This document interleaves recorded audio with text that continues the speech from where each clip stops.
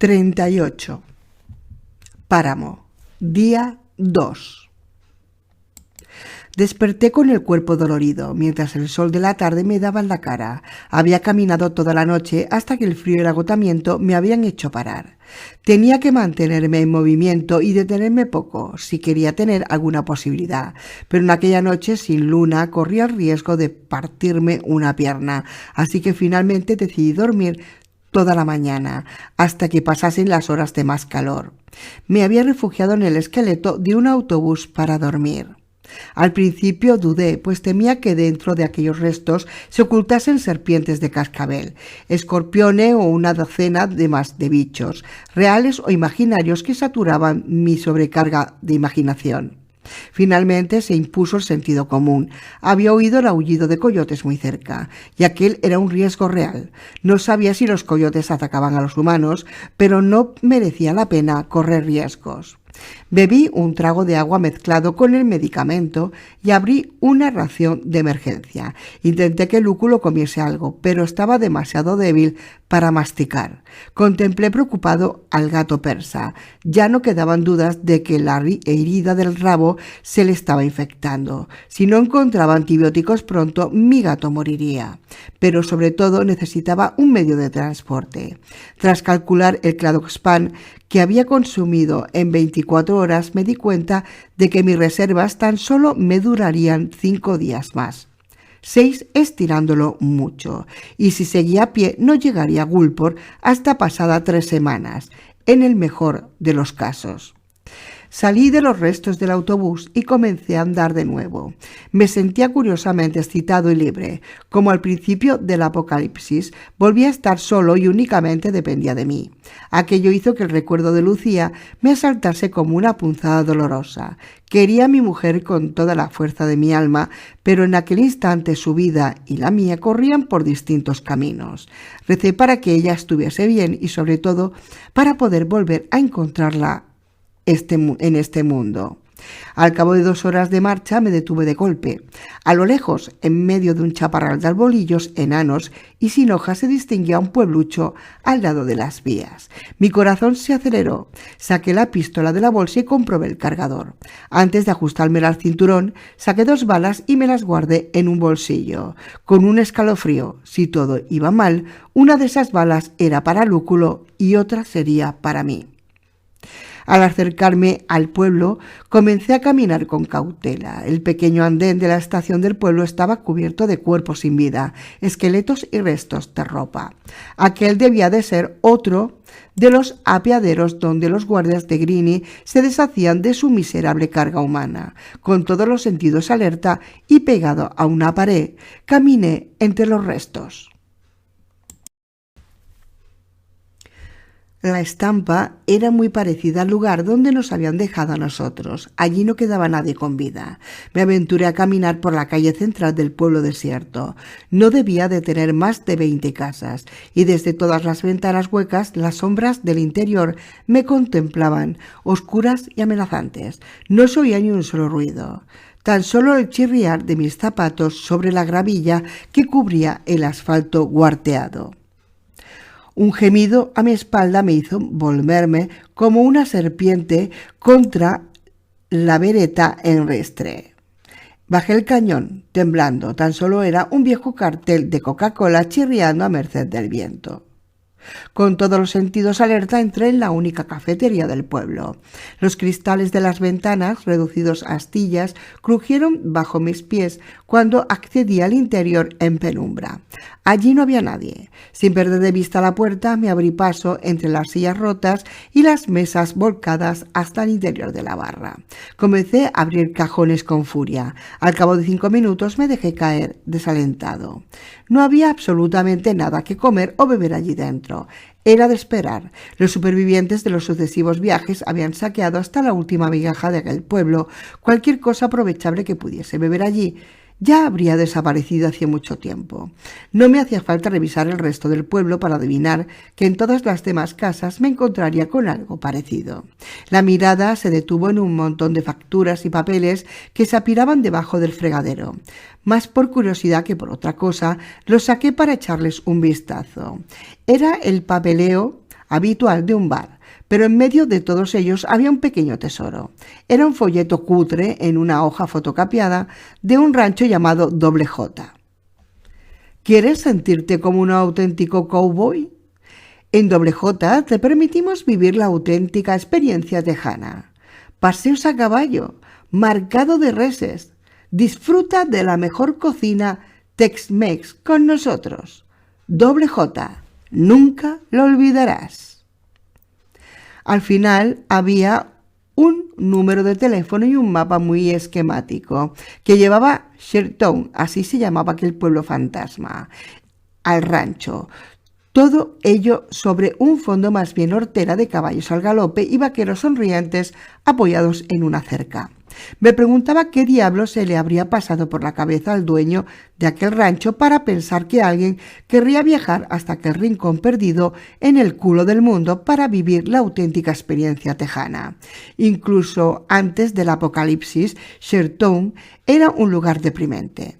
De todas formas, la calidad del panfleto me hacía pensar que nunca debió de ser muy difícil conseguir plaza en el comedor de Doble J. Más bien, debía de ser extremadamente raro haberse encontrado a otro visitante. Una idea absurda empezó a germinar en mi cabeza. El rancho quedaba cerca del pueblo, a menos de 6 kilómetros y estaba en dirección opuesta a las principales vías de salida de aquel sitio. Era posible que nadie hubiese reparado en él hasta entonces. Si era así, tenía una oportunidad de encontrar material de veterinaria y alimentos allí. Quizá incluso un coche que aún funcionase. Y si no hallaba nada de eso, por lo menos tendría un sitio donde pasar la noche.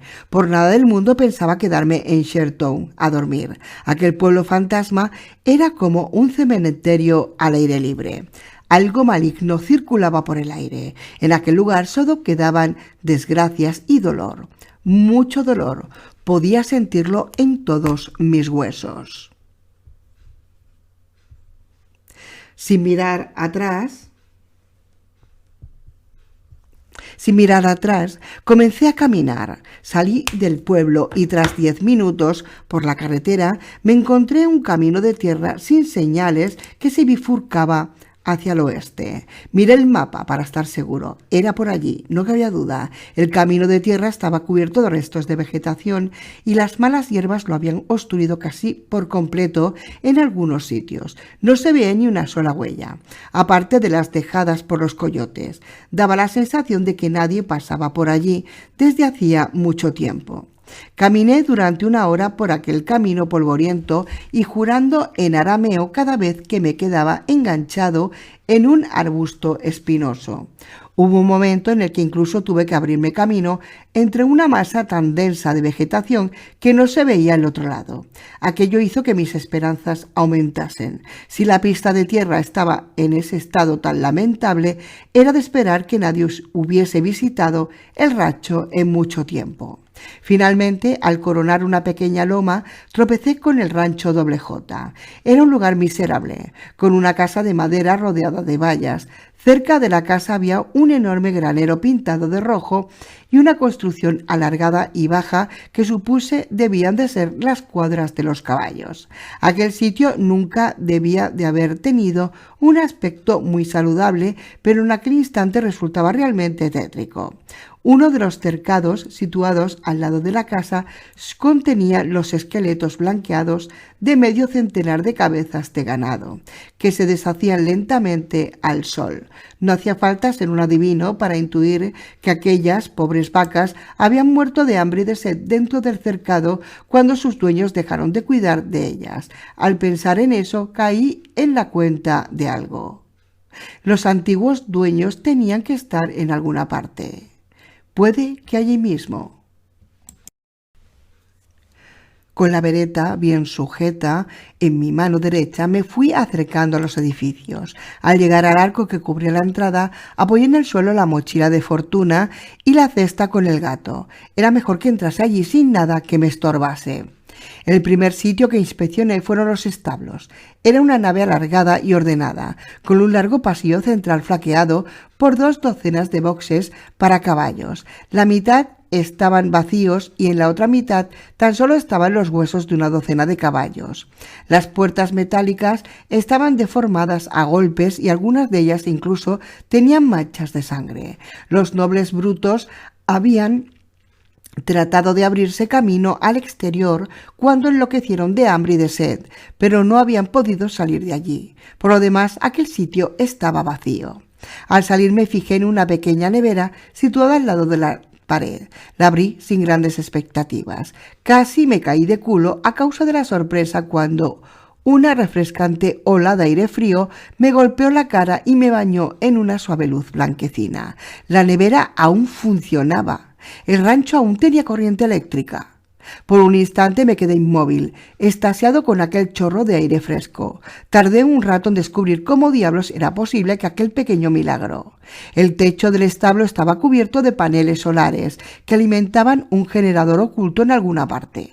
El antiguo dueño debía de ser un tipo al que no le gustaba pagar recibos de la luz, o lo más probable que no se podía permitir un corte de luz en un sitio tan desolado. Tanto daba. Aquello era un golpe de suerte.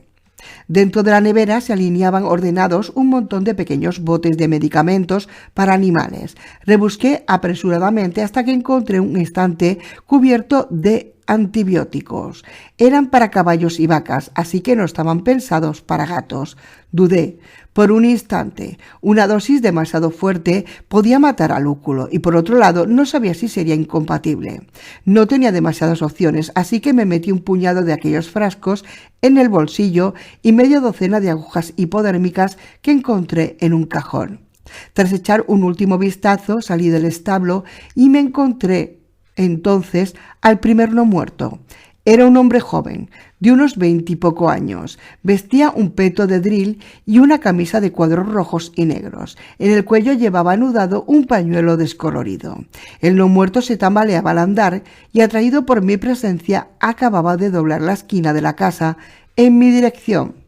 Desde la distancia a la que estaba pude comprobar que el no muerto no tenía ninguna herida aparente. Aquel hombre no se había transformado a causa del ataque de otro no muerto, sino que el virus se había apoderado de él a traición, quizá por compartir una botella o por un beso.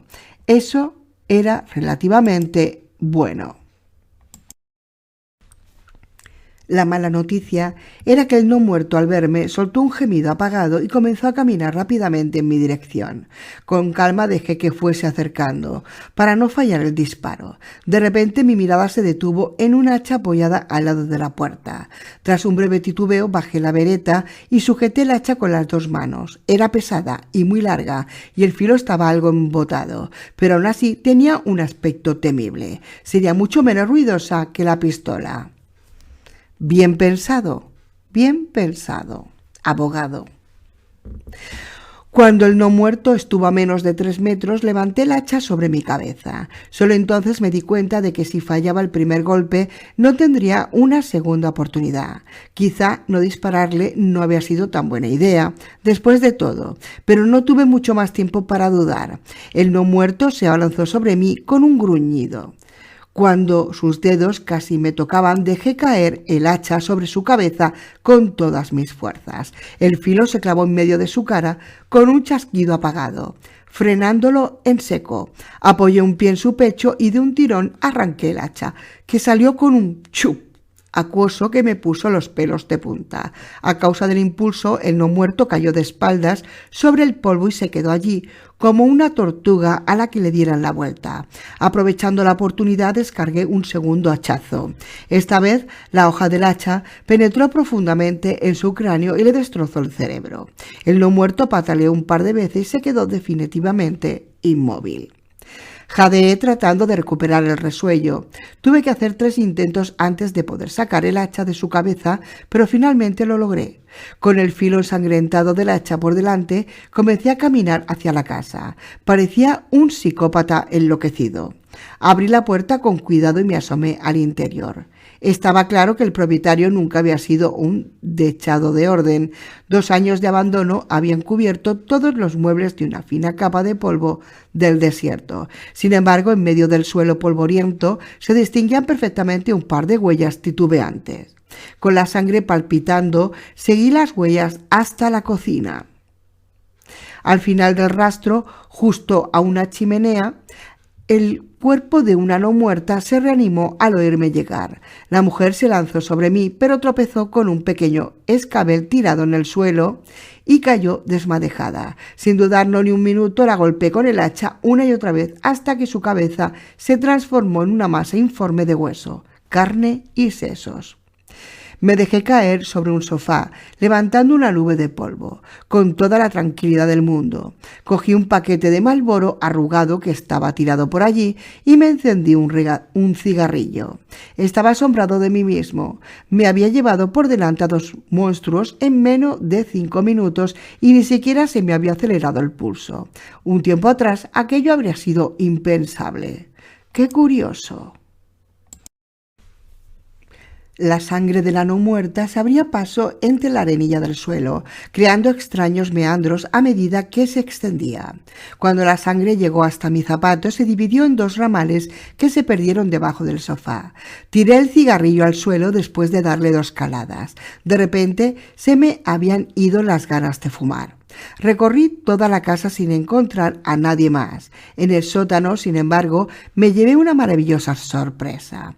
Un arcón congelador, lleno hasta los topes de enormes trozos de carne de ternera congelada. Se me hizo la boca agua nada más verla. Aquella noche tendría una cena de primera. Tan solo me quedaba por registrar el granero. Salí de nuevo al exterior y crucé el patio en dirección a la gran estructura de madera roja. Sobre el cuerpo del vaquero que acababa de matar, 2 buitres negros estaban dando un festín, engullendo con parsimonia los sesos desparramados del no muerto. Las aves me miraron con curiosidad mientras pasaba, pero no hicieron el menor amago de huir. Poco a poco le iban perdiendo el miedo al ser humano. Observé que estaban gordas y lustrosas. No era de extrañar, en los últimos tiempos no les había faltado la comida.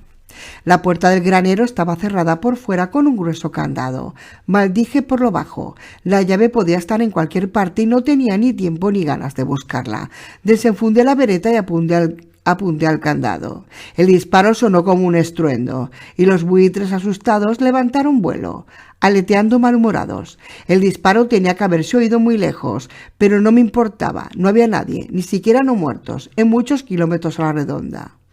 No sé qué decirte, abogado, no sé qué decirte. El interior del granero estaba oscuro y muy fresco. Una sensación de humedad muy intensa me sorprendió nada más entrar. Al cabo de un instante descubrí el motivo. Una bomba de agua situada al fondo del edificio había reventado en algún momento. El agua salía de un pozo artesano que fluía a borbotones y tras crear un pequeño lago en la parte posterior del granero, se escapaba por debajo del muro de madera, hasta perderse en el desierto. El interior estaba cargado de humedad y algunos sacos de cereales habían reventado cuando el grano que contenían había germinado. Todo el granero estaba impregnado de un curioso olor. En medio del charco, un enorme tractor John Deere dormía un sueño eterno, esperando una cosecha que iba a tardar muchos años en llegar. Rodeé el tractor con cautela y divisé un bulto blanquecino junto a la pared. Estaba situado junto a una mesa de trabajo y una polillada alfombra naranja enrollada, cubierto con una sábana blanca. Rodeé la mesa y la alfombra y con la mano que me quedaba libre tiré de la sábana. Gracias, Dios, murmuré a través de mis labios agrietados. Gracias. Porque lo que se escondía debajo de aquella sábana eran 2 hermosas y resplandecientes motocicletas. Una hora más tarde estaba de nuevo dentro del granero. El sol ya se estaba poniendo y la noche caía sobre el rancho Doble J. Dentro del edificio de madera había encendido una fogata donde chisporroteaban a fuego lento unos fantásticos trozos de ternera llenos de grasa. Lúculo dormía plácidamente tan cerca del fuego como podía soportar sin chamuscarse. Tras un buen rato dudando, había decidido inyectarle tan solo una pequeña parte de la dosis de antibiótico de un frasco. Calculé la proporción que correspondía a su peso y recé porque aquello no lo dejase seco. El antibiótico no parecía sentarle mal a mi pequeño amigo, que descansaba con suaves ronquidos y con mejor aspecto que unas horas antes. No podía jurarlo, pero estaba casi seguro de que le estaba haciendo efecto. Le había limpiado la herida y cambiado el vendaje. Aún tenía algo de infección, pero todo parecía indicar que Lúculo saldría de esta. Se había dejado una de sus vidas gatunas en el camino, pero iba a lograrlo. Yo estaba demasiado extasiado contemplando mi nueva adquisición. Debajo de la manta había dos motocicletas, una enorme y pesada Honda Goldwing y una moto coreana de 125 centímetros cúbicos, fea y pequeña. La Goldwing relucía a la luz de la hoguera. Era uno de esos transatlánticos de carretera, ancha y robusta, con un amplio asiento y un manillar repleto de diales. Era una moto para hacer miles de kilómetros y estaba en un estado soberbio, al igual que la otra. Evidentemente mi primera opción había sido la Goldwing, pero tenía dos problemas. El primero era que la batería estaba totalmente descargada y aquel motor de inyección no arrancaría de ninguna manera sin una batería. El segundo problema era que aquella moto era demasiado grande y poco manejable. En una carretera sin obstáculos sería perfecta, pero estaba seguro de que encontraría más de un atasco por el camino, atascos de los que tal vez necesitaría salir a toda velocidad. Entonces me volví hacia la coreana. Era una de marca de la que no había oído hablar en la vida. ¿De Star? Y tenía un estilo chopper, algo vasto, con acabados baratos. Sin embargo, era pequeña, ligera, de aspecto robusto y, lo más importante, tenía un motor de carburación que se podía encender con un pedal de arranque. Le di la vuelta a la carne sobre el fuego y me acerqué a la motocicleta. La hice rodar hasta el centro del granero y me subí sobre ella. Al menearla pude comprobar que el depósito estaba lleno. Perfecto. La puse en punto muerto y comencé a darle patadas al arranque de pedal durante casi 10 minutos. El motor, tras 2 años parado, se ahogaba y tosía, incapaz de encenderse. Saqué la bujía, la limpié con esmero y volví a colocarla en su sitio. Una vez más, me subí sobre el pedal de arranque y me dejé caer sobre él con fuerza. El motor cobró vida con un sonido rasposo y petardazo de humo negro salió por el tubo de escape. Sonreí, aliviado, y di un par de acelerones. La de esta rugía, con un sonido algo sordo, pero rugía. Tenía un medio de transporte para salir de allí. Salté de la moto eufórico y comencé a ejecutar una absurda danza irlandesa en medio del granero, demasiado feliz para permanecer quieto. Y de repente la alfombra naranja emitió un gruñido. Solté un grito de espanto y me dejé caer al lado del fuego, con el corazón latiendo de forma salvaje. No podía haber oído bien. No podía ser cierto. La alfombra emitió otro gruñido, como para demostrarme que estaba equivocado. Tropecé con todo mi equipaje mientras iba en busca de la pistola y sin querer arrojé las chuletas sobre las brasas. El aire se llenó inmediatamente de un olor a carne quemada, mientras sujetaba la veleta con las manos temblorosas. La alfombra volvió a gruñir y esta vez hizo un pequeño movimiento. Me acerqué con cautela, sin apartar la mirada de aquella montaña de tejido medio podrido. Al fijarme mejor sentí como todos mis pelos se erizaban. Aquello no era una alfombra, era un maldito no muerto. Lo que había tomado por una capa de tejido era en realidad una enorme colonia de hongos filamentosos naranjas que cubrían todo el cuerpo de un pobre desgraciado. La oscuridad del interior del granero y el elevado nivel de humedad había ayudado a que el moho se propagase rápidamente sobre el individuo, hasta ocultarlo por completo. Recordé que el granero estaba cerrado por fuera Cuando llegué, no era muy aventurado suponer que aquella persona había sido la primera en transformarse. Los otros 2 habitantes del rancho no habían tenido agallas suficientes para matarle. ¿Eran sus padres? ¿Sus hermanos? Y lo habían encerrado dentro del granero, sin saber que el TSJ ya corría también por sus venas, y allí había estado, pudriéndose lentamente en aquel ambiente cargado de humedad, hasta que había llegado yo.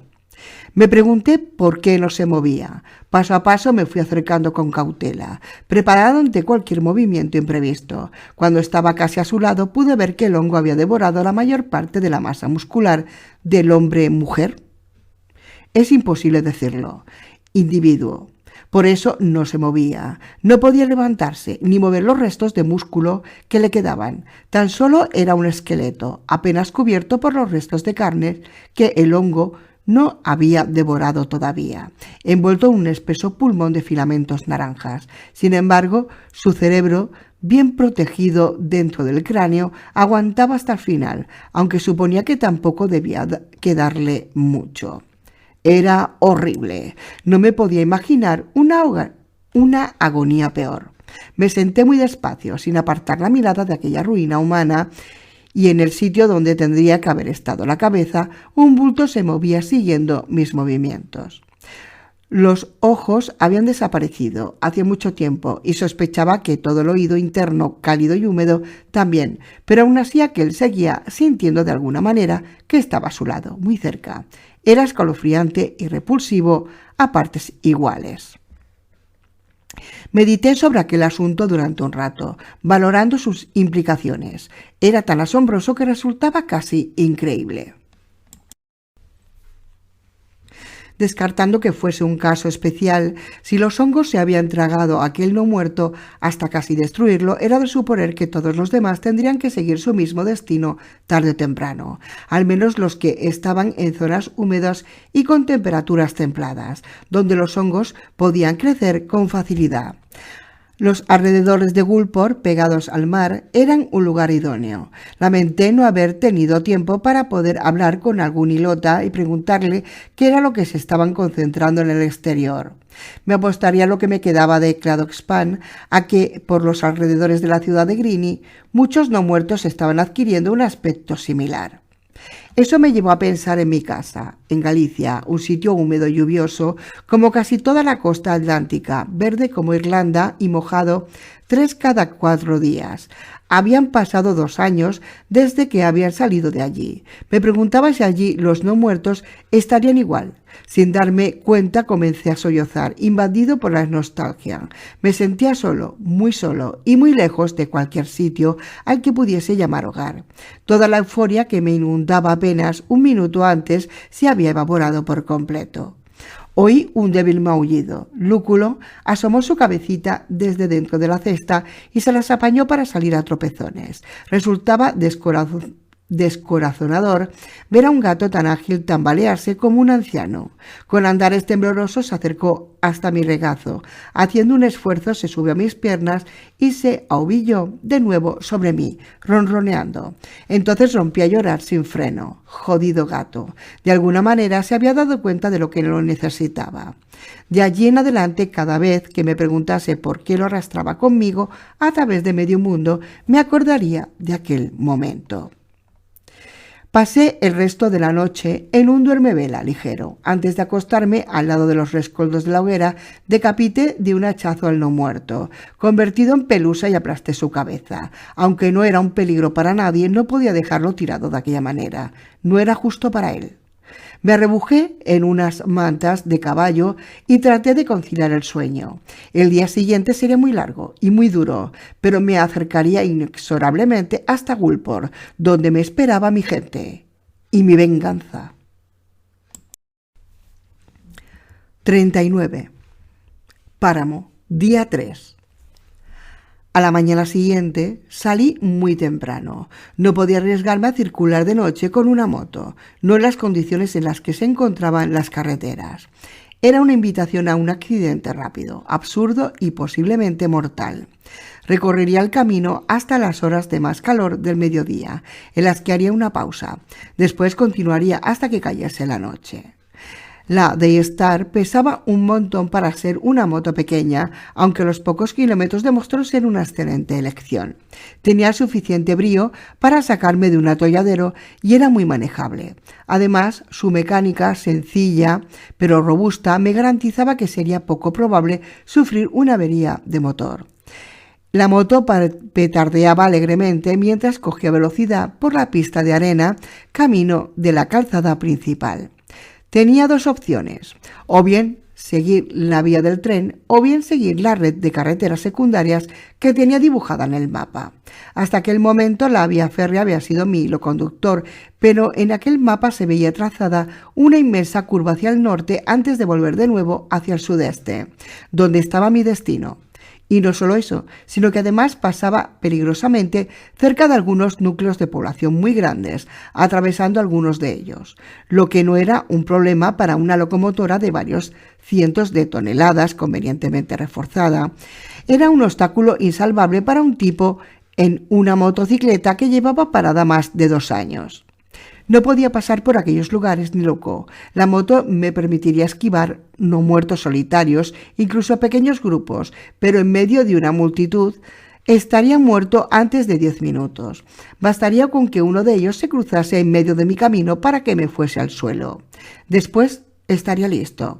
Así que no me quedaba otra opción que seguir las carreteras secundarias. Tan solo tendría que acercarme a un par de pueblos y no esperaba encontrarme demasiados no muertos. Mi problema eran otros. Sí, necesitaba encontrar gasolina por el camino y mi reserva de Cladoxpan no dejaba de bajar de forma alarmante. Lúculo, mucho más despierto y mejorado tras las inyecciones de antibióticos, rebullía inquieto dentro de una de las alforjas, mordisqueando un viejo cinturón de cuero. Junto a él iba el termo con la mitad de mi reserva de Cladoxpan.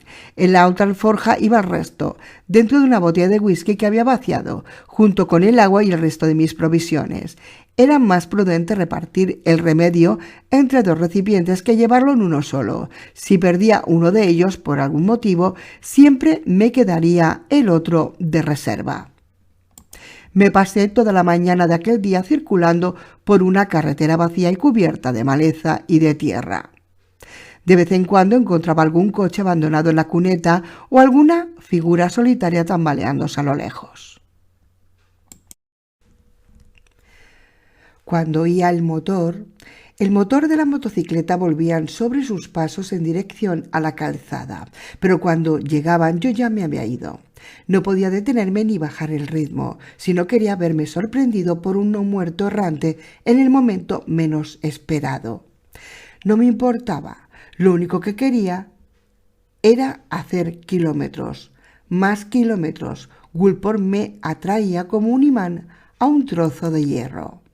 La primera noche dormí al raso, en lo alto de una colina despejada. Pese al aullido de los coyotes, no me atreví a encender una hoguera, que podría atraer a alimañas aún peores.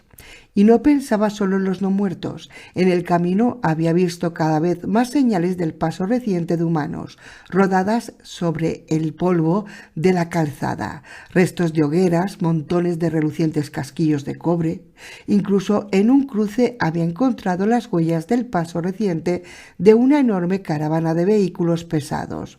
No podía dar por sentado que todos los que estuviesen por ahí fuesen amistosos, así que era mejor no dar pistas sobre mi presencia.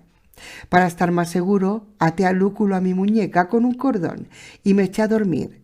Si alguien o algo se acercaba, los afinadísimos sentidos del gato lo detectarían mucho antes que yo, y al moverse me despertaría.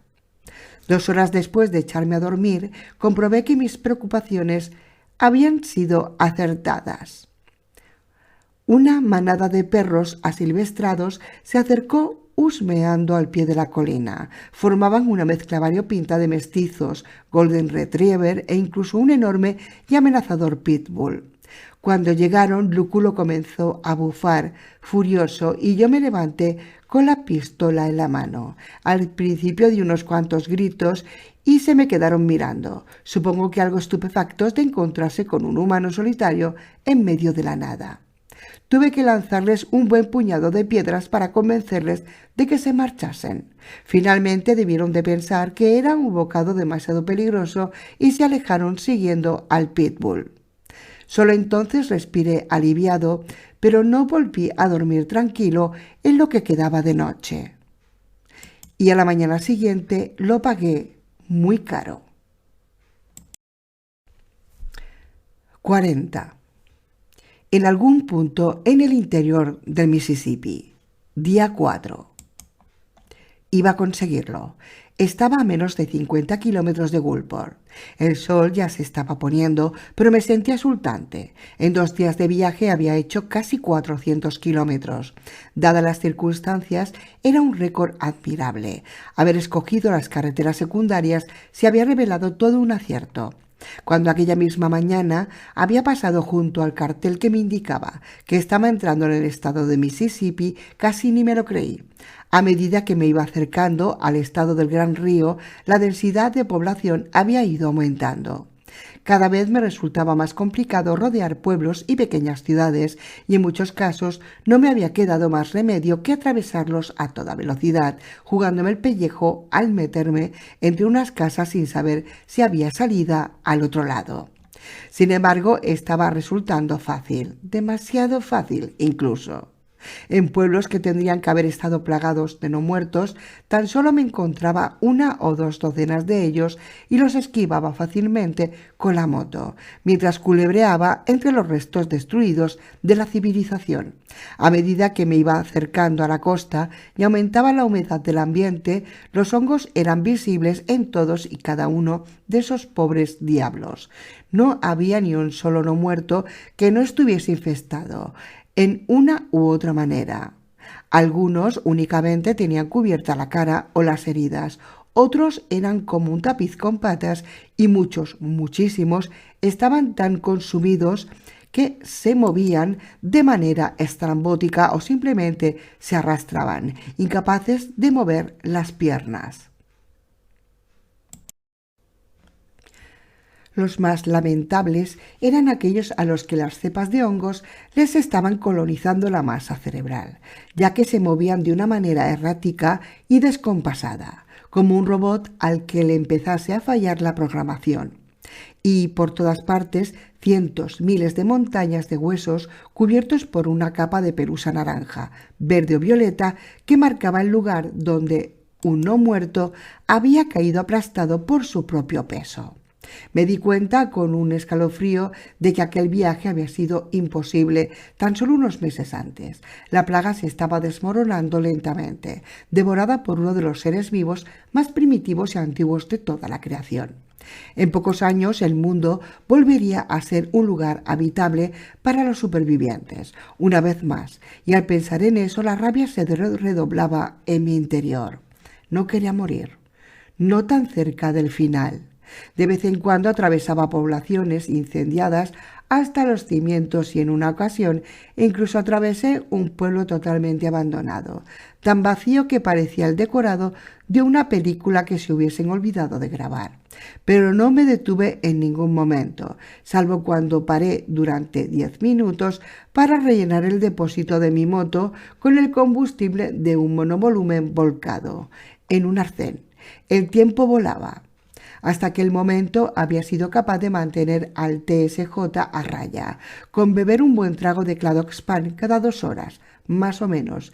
Era suficiente para que aquel malnacido volviese a dormirse un buen rato. Ya había descubierto que el primer síntoma era empezar a sudar profusamente. Al menor amago de romper a sudar, paraba la moto un segundo, bebía una dosis y continuaba mi camino. No era solo que aquel brebaje me mantuviese en el mundo de los vivos. Cada vez tenía la sensación más acuciante de que lo necesitaba. No sabía si era una dependencia física o psicológica, pero era tan real como el dolor de espalda que sentía tras pasar muchas horas sobre una moto provista de unos amortiguadores diseñados en los años 50. Pero estaba cerca, muy cerca, y eso me hacía sentirme feliz y relajado, lo cual, junto al cansancio acumulado, demostró ser un cóctel fatal. Fue en un tramo retorcido de carretera. El sur de Mississippi está lleno de zonas pantanosas, lagunas y diques, pues el río se desparrama en todas direcciones al estar tan cerca del mar. Eso hacía que los no muertos lo tuviesen mucho más complicado para moverse, así que estaba convencido de que miles de ellos habían quedado atrapados en las aguas lodosas que se extendían por todas partes. Hacía más de una hora que no veía a ninguno de ellos y comenzaba a sentirme adormilado. Me dije a mí mismo que había llegado la hora de parar para buscar un buen sitio donde dormir. De repente, al doblar una curva, vi una imagen sorprendente. Era una maldita camioneta de lados, blanca y cuadrada, con las puertas laterales abiertas y un enorme cono de helado gigante fijado en el techo. Sobre la cabina tenía unos altavoces, cubiertos de hojas muertas, por los que en algún momento había salido una musiquilla para atraer a los clientes. Jamás había visto una como aquella, excepto en las películas. Resultaba tan llamativa y, sobre todo, tan fuera de lugar allí, en medio de una carretera perdida que atravesaba un pantano, que me quedé prendado y aparté la vista de la carretera durante un segundo. Fue suficiente. En el centro de la calzada había un montón de huesos apolillados cubiertos de moho azul. El conductor de la furgoneta quizá, y solo los vi cuando ya estaba encima de ellos. Traté de esquivarlos, pero era demasiado tarde. Un fémur en ángulo inclinado se enganchó en una de las estriberas y la moto hizo un extraño sobre la calzada. Apurado, giré el manillar en sentido contrario, pero la rueda trasera patinó sobre un montón de hojas podridas que cubrían un tramo de asfalto. Me fui al suelo en medio de un sonoro estruendo de metales rotos y plásticos quebrados. La moto se deslizó de lado durante unos 20 metros y mi pierna derecha se quedó enganchada debajo de la máquina.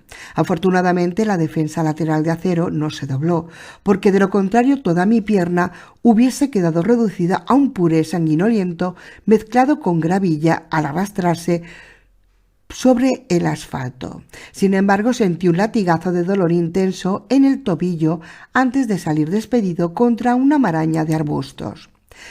Rodé sobre mí mismo varias veces antes de quedar trabado entre las zarzas. Por un momento me quedé tumbado, parpadeando, maravillado de estar todavía de una pieza. Con cautela me palpé todo el cuerpo. Todavía no podía creérmelo. A la velocidad que iba, lo más lógico habría sido que me hubiera matado en el acto. Por unos segundos se hizo el silencio en la carretera. Todavía tumbado boca arriba, oía piar a los pájaros, mientras el sol se filtraba entre las ramas de los árboles, dibujando extrañas cabriolas de luz sobre mi cara. De repente me acordé. Lúculo. Me levanté a toda velocidad, pero al apoyar el pie derecho solté un alarido de dolor y me volví a caer. Me había roto el tobillo y dolía una barbaridad. Volví a erguirme, cuidándome mucho de no apoyar peso sobre el tobillo herido. Cojeando avancé hasta el centro de la calzada. Me temía lo peor. De repente, salido de ninguna parte, apareció una bola de pelo naranja persiguiendo una lagartija con furia maníaca. La lagartija se ocultó en una rendija del asfalto y mi gato comenzó a rascar la grieta, soltando maullidos de frustración. «Muchas gracias, Lúculo», murmuré fastidiado. «Yo también estoy bien. Gracias por preguntar. Oh, por cierto, creo que me he roto un tobillo, pequeño cabrón». Lúculo me miró y tras dudar un instante siguió a lo suyo. Para él aquello no había sido más que otro juego divertido que había salvado con insultante facilidad. Entre resoplidos de dolor me acerqué hasta la moto, que se había detenido contra un roble, y de golpe comprendí que tenía un problema muy grave. «Oh, joder, no. Tan cerca no puede pasarme esto». La rueda delantera había reventado al impactar contra el tronco y la horquilla de la moto estaba doblada en un ángulo imposible. Además, a causa del golpe, el radiador de aceite había reventado y por debajo del Adayaster se extendía un charco grasiento y oscuro. Aquella motocicleta había recorrido su último kilómetro.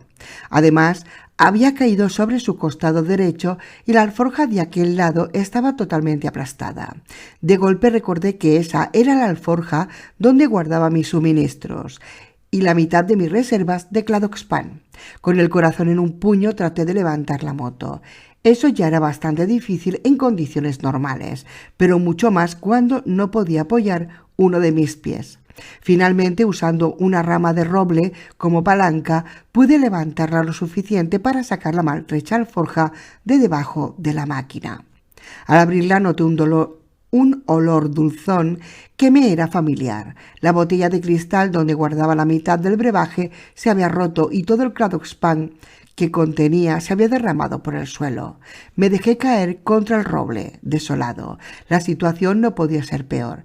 Estaba anocheciendo, en medio de un pantano lleno de seres potencialmente peligrosos y no tenía ningún medio de transporte para salir de allí. Además, tenía un tobillo roto, por lo que no podía caminar.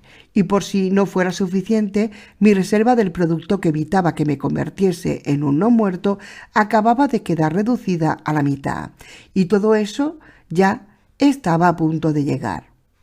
Me entraron ganas de pegar un tiro allí mismo.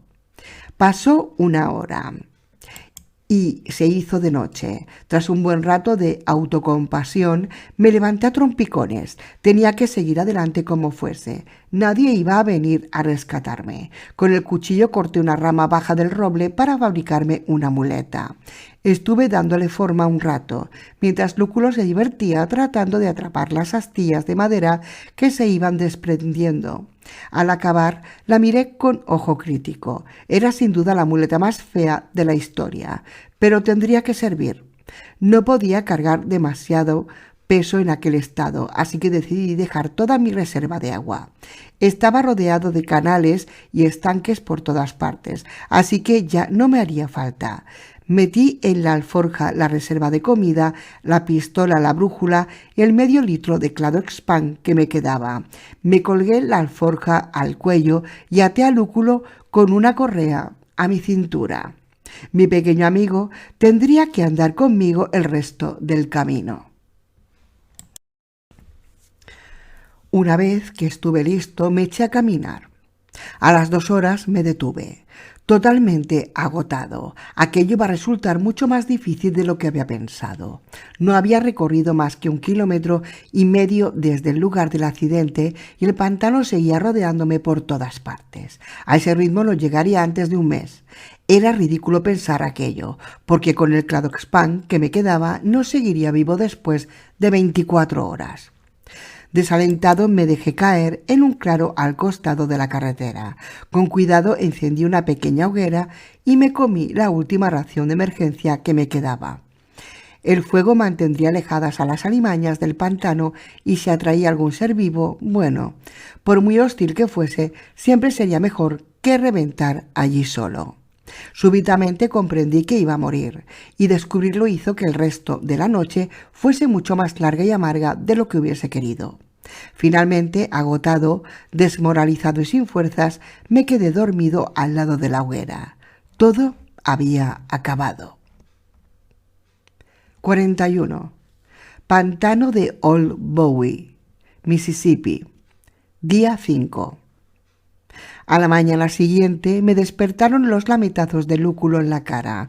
Me giré en el suelo, sin abrir los ojos, rezongando. No quería levantarme, no quería despertarme, tan solo quería quedarme allí tumbado y reventar en paz.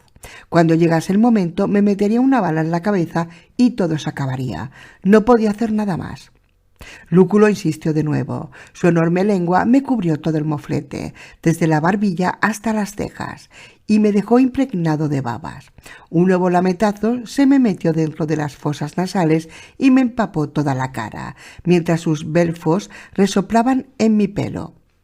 Al ver que no le hacía el menor caso, soltó un sonoro rebuzno. ¿Un rebuzno? Abrí los ojos y me incorporé de golpe. A mi lado, una mula torda me miraba con interés, mientras movía las orejas de adelante y atrás, inquisitiva. Al verme reaccionar, me dio un nuevo lametazo. Hasta que no te ha lamido una mula, no sabes lo asqueroso que es su aliento. Pero no me importó. Me froté los ojos un par de veces e incluso me pellizqué para estar seguro de que estaba despierto. «Hola, amiguita. Hola», susurré con voz tranquilizadora. Lo último que quería era espantar al animal. Era una hembra joven, de tamaño mediano y tenía buen aspecto. Estaba cubierta de lodo seco hasta la punta del hocico y parecía estar muy contenta de haberme encontrado. «Dime, ¿de dónde diablos has salido tú?», le pregunté mientras le pasaba la mano por el lomo y le rascaba detrás de las orejas. No había nadie más a la vista en el claro. Grité un par de veces por si alguien me estaba vigilando desde la maleza, pero nadie respondió. Finalmente llegué a la conclusión de que el animal estaba solo. Tenía pinta de llevar viviendo en los pantanos desde hacía bastante tiempo. Se le habían caído las herraduras y los huecos de los clavos en los cascos estaban casi cerrados. Aún llevaba grabada la marca de su propietario en una de las ancas, pero se estaba desdibujando. Aquel animal estaba abandonado, aunque era muy dócil. Quizá llevaba abandonado desde el principio de la pandemia y sin ver a un ser humano. Por eso, cuando me encontró en el claro, se acercó a mí. Era difícil decirlo, pero estaba casi seguro de que ella se alegraba tanto de verme a mí como yo a ella. Lúculo, por su parte, miraba con los ojos como platos a aquel gato tan enorme y de orejas disparadas que se nos había unido. No llevaba silla, pero no iba a dejar que aquello me detuviese. El mundo me había dado una nueva oportunidad y no iba a desaprovecharla. Con una de las correas de cuero improvisé unas bridas y se las puse al cuello. Coloqué las alforjas de la moto sobre el lomo del animal y las até por debajo de su vientre con la última correa que me quedaba. La mula se dejó hacer tranquilamente, como si estuviera muy acostumbrada a aquel ritual. Al acabar, coloqué al gato dentro de una de las alforjas y con un último esfuerzo me encaramé sobre ella. Hacía mucho tiempo que no montaba y era la primera vez que lo hacía sobre una mula. Pero la equitación es como montar en bicicleta. Aunque pasen años, jamás se olvida. Chasqueé suavemente y le clavé el talón izquierdo en el costado. Como si no esperase otra cosa, la mula comenzó a caminar a buen ritmo por la carretera. Me pasé la mano por la cara, aún sin acabar de creérmelo. Un rato antes estaba pensando en cuál sería la mejor manera de acabar con todo, y al rato siguiente me encontraba trotando sobre una mula camino de Gulpor. Sin duda, mi ángel de la guarda se había ganado una paga extra. El camino se abría lentamente y la vegetación era cada vez menos densa. Pronto saldría de aquel pantano y las cosas serían mucho más fáciles. «Tan solo tienes que hacer 50 kilómetros, amiguita», le susurré en una oreja. «50 nada más. ¿Crees que podrás?». La mula levantó las orejas y aceleró el trote, como si me hubiese comprendido. Lo más probable es que estuviese encantada de oír de nuevo una voz humana. Quizá pensase que le iba a llevar de nuevo a un cálido y confortable establo. «No tienes nombre», dije para mí mismo. «Necesitas un nombre. ¿Qué te parece Esperanza?». La mula continuó trotando, ajena a mis divagaciones, pero yo me sentía tan feliz de estar vivo que cualquier cosa me ponía de buen humor, hasta que de repente caí en la cuenta de que mi reserva de Cladoxpan solo duraría un día más. Ni en el mejor de los casos Esperanza podría cubrir los 50 kilómetros en menos de 2 días. Iba a llegar tarde por tan solo 24 horas. «No pierdas la calma, reduce las dosis a la mitad y conseguirás que dure el doble». «Oh, qué gran idea, pero a lo mejor el TSJ tiene algo que decir en todo esto. Quizá ese pequeño hijo de puta no esté conforme con una dieta a media ración». «¿Acaso tienes otra alternativa, estúpido?». Bramé impotente y la mula levantó las orejas alarmada. No me quedaba otra que jugármela una carta. Tendría que reducir la ración a la mitad. Y justo en ese momento, como si estuviese esperando a que sonase la señal, todo mi cuerpo comenzó a sudar, dando el primer aviso. La transformación comenzaba. 2 horas después comenzaron los calambres. Bebí solo medio sorbo y la intensidad de las contracciones disminuyó, pero no llegó a desaparecer. Tenía que detenerme para beber a cada rato, porque no dejaba de sudar. A mediodía los calambres eran insoportables y las manos me temblaban tan violentamente que tenía que hacer esfuerzos para no derramar mi menguante reserva de medicamento al beber. La tentación de dar un sorbo largo era casi insoportable, pero me controlaba. Si hacía eso, agotaría mi reserva. Pero la tentación era fuerte, muy fuerte. A media tarde comencé a sentir una sed abrasadora. Detuve a Esperanza al lado de un arroyo y bajé a beber. Cuando lo hice, uno de mis pies se enredó entre los bordes de la alforja. Braceé, pero no pude mantener el equilibrio y me caí de bruces sobre el asfalto. Me golpeé con la cabeza y la brecha de mi frente volvió a abrirse. Tan solo me di cuenta cuando unos goterones de sangre caliente comenzaron a caer sobre el curso del arroyo. La sangre se diluyó lentamente en espirales perezosas mientras la corriente se la llevaba río abajo. Lo contemplé con expresión vacía, mientras el agua impregnada de sangre se alejaba. Por un instante me pregunté qué pasaría si alguien bebía un trago de esa agua río abajo. Se contaminaría de TSJ, probablemente. ¿Cuántos litros de agua habría contaminado con aquellas gotas? ¿Y por cuánto tiempo? Eso era algo que aquel maldito médico italiano podría haberme contestado si no fuese un lunático perdido. Volví a montar tras 5 torturadores minutos de intentos fallidos. La mula me contemplaba sorprendida, como si no pudiese concebir que alguien fuese tan torpe. Tuve que caminar un rato hasta un muro semiderruido para poder encaramarme de nuevo en mi montura. No era solo el tobillo lastimado que latía, evitando pulsos de dolor regulares. Mis piernas estaban empezando a fallar. Únicamente pude cabalgar un cuarto de hora más antes de volver a morirme de sed. El mismo arroyo corría gorgojeando al lado del camino y de nuevo detuve la mula, casi en la misma orilla. Esta vez sumergí la cara en el agua para beber a grandes tragos glotones. Nada más acabar, tuve unas arcadas violentas y vomité en la orilla todo el contenido del estómago. Calculo que devolví unos 5 litros de agua, una cantidad enorme para mi estómago.